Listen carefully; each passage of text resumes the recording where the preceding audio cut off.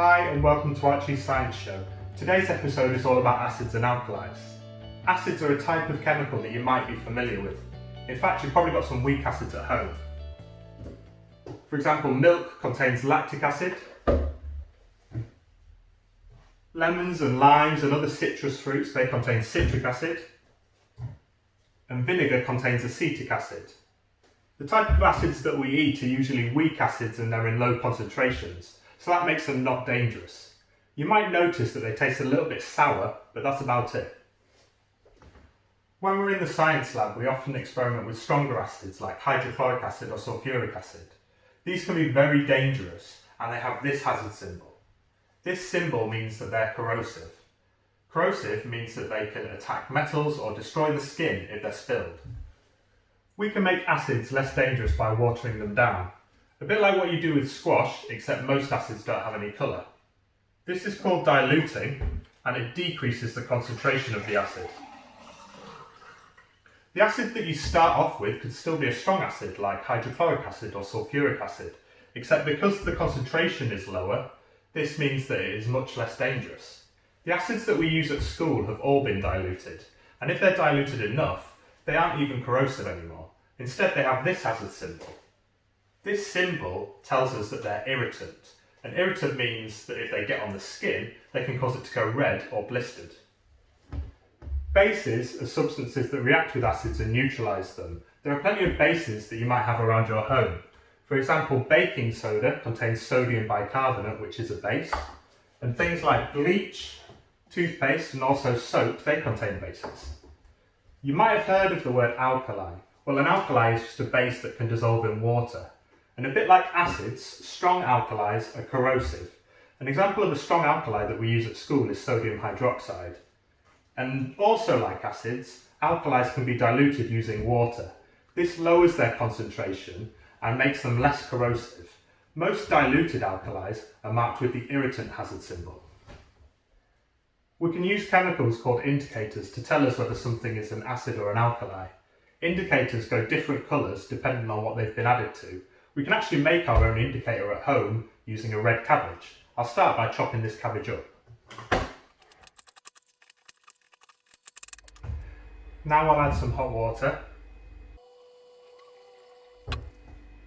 As you can see, the water's gone purple, so therefore the dye has been extracted from the cabbage. And if I sieve this, I should be able to get out all of these red cabbage pieces. Now I've got my indicator, it's time to start testing it. So I'm going to put a little bit in this glass here, and then add some water. The indicator was purple to start with, and it stayed purple, so that means this water is not acid or an alkali, it's neutral. If I take my indicator and add some vinegar, let's see what happens. The indicator turns red. This means that vinegar is an acid. Now I'm going to test some baking soda. So if I take my indicator and add the baking soda, let's see what happens.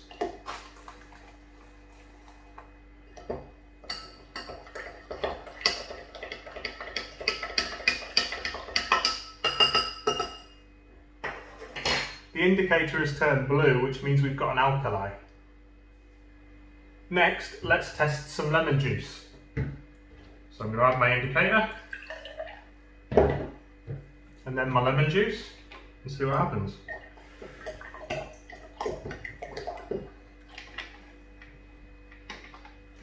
The indicator has turned red, which means lemon juice is an acid.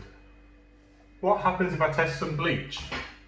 I'll take my indicator and then carefully add my bleach. So you might be able to start to see a change in colour here, and if I give it a stir, you can actually see that because bleach is such a strong alkali, it has broken down the dye that's in our indicator, so it's got a really pale colour. Now what about if I test some salt? Take a bit of my indicator, take some salt,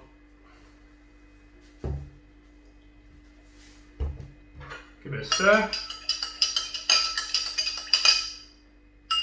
You can see here that there's no change, so salt is neutral. Now look what happens if I add some vinegar to my indicator, but then after this, add a tiny bit of baking soda.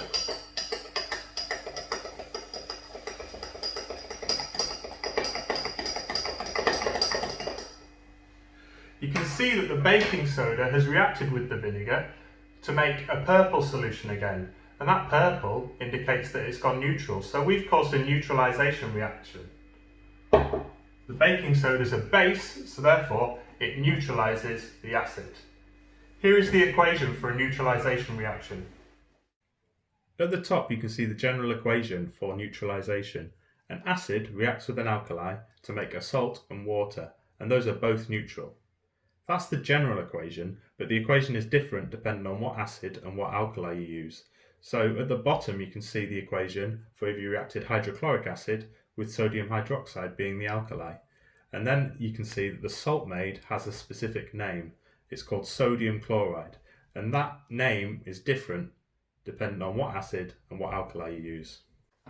This general equation doesn't exactly work for the reaction that we did because we used a base and not an alkali. Our reaction gave off the salt and water, but also released carbon dioxide. You could see the carbon dioxide in the bubbles of gas that were made. Well, that's it from me. Time for a nice drink, I think. Hope you have a lovely week.